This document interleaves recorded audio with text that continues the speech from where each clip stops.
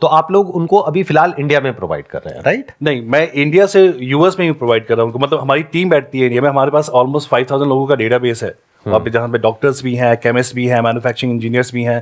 तो यहाँ से टीम उनसे कोऑर्डिनेट करती है कि कुछ प्रोजेक्ट्स में उनको प्लेस करना है। सपोज हमारे पास 5 प्रोजेक्ट्स आ गए, राइट। और हमारे पास 5 बंदे हैं, तो उनसे बात करना, उनको समझाना कि ये प्रोजेक्ट्स में ये हमारा ड्रग डिस्कवरी चल रही है, आप यहाँ पे इंटरेस्टेड हो यहाँ पे जाने के लिए, तो वहाँ पे उनको प्लेस करते हैं, वहाँ जाते हैं, उनका इंटरव्यू होता है, फिर they start the process. Same जो आप बिजनेस मॉडल बता रहे हैं उसको क्या कोई भी आसानी से रेप्लिकेट कर सकता है, या फिर उसमें कहीं पे कुछ मुश्किल आने वाली है? थोड़ा सा प्रॉब्लम ये आ सकती है, उनको यूएस एफडीए गाइडलाइन का जो प्रोटोकॉल्स है वो फॉलो करना पड़ेगा बहुत ज़्यादा, उसकी नॉलेज बहुत अच्छी होनी चाहिए।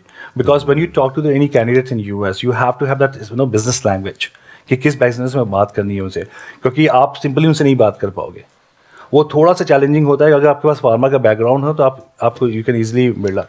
रेवेन्यू वाइज आपकी रेवेन्यू क्या रही? पहले साल में कितनी रही, दूसरे में, तीसरे में? 6 में तो मैंने कुछ भी नहीं कमाया था। 6 महीने तक कुछ नहीं? ठीक है। मुझे याद है कि मैंने पहला जो अर्निंग की थी वो $800 समथिंग था वो। फिर दूसरे में 20K तक गया। फिर अभी हम लोग का जो गया है 1 CR के पास हम लोग टच करते हैं पर मंथ।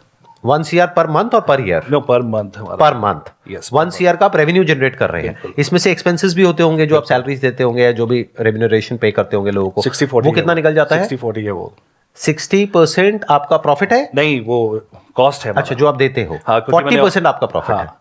जो भी इन्होंने कहा वहां पर कुछ बहुत इंपॉर्टेंट बात है समझने वाली। वो ये है कि हम लोग क्या गलती करते हैं, जब भी बिजनेस के बारे में सोचते हैं हम आइडियाज ढूंढने लग जाते हैं। लोगों से बोलते हैं हाँ भाई कोई अच्छा आइडिया बताओ बिजनेस के लिए। ये सबसे बेवकूफों वाली अप्रोच है एक काम करने की। आइडिया से क्या होगा? आइडिया तो आपको मिल गया। अब देखो ये बता रहे हैं कि महीने की इनकी जो रेवेन्यू है वो 1 करोड़ रुपए के आसपास में है, मतलब साल की 12 करोड़ हो गई।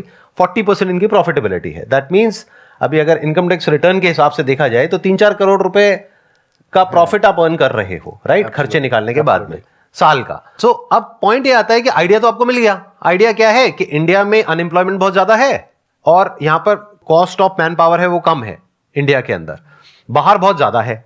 तो क्या हो, उन लोगों को कुछ सॉल्यूशंस प्रोवाइड करे जाएं, और वो फार्मा कंपनीज के लिए भी हो सकता है और भी बहुत सारी कंपनीज के लिए अलग अलग तरीके से हो सकता है। ये तो हो गया आइडिया। आइडिया मिल गया, अब क्या करोगे? जाकर के आपको लगता है कि आप इतनी सक्सेसफुल कंपनी बिल्ड कर पाओगे?